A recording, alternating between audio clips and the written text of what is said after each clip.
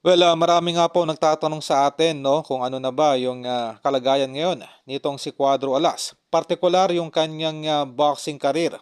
Well, habang naghihintay ng bigating laban itong si Cuadro Alas mula sa kanyang promoter, ay nai-enjoy naman nitong ating kababayan ang kanyang buhay, no, doon sa Ormoc. Kung saan ay mula po, no, sa ating pinagkakatiwalaang source ay tinatamasa nito ang lahat-lahat ng kaginawaan, no, partikular sa kanyang lifestyle. Ang karamihan po sa mga boxers ay hindi po naaabot yung financial status na naabot po, no, nitong si Cuadro Alas. Sa kabila na ang karamihan po ngayon, no, sa kanyang mga laban ay localized lamang sa Asia. Kung susumahin ay nasa kasarapan na po ng karir ng pamumuhay, no, itong ating kababayan.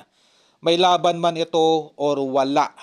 Yung financial freedom po ay naabot na ng ating kababayang si Casimero. Malayong malayo po sa karamihan ng mga boxers, no, na nagretiro na lamang na merong malaking pangangailangan o yung financial difficulties.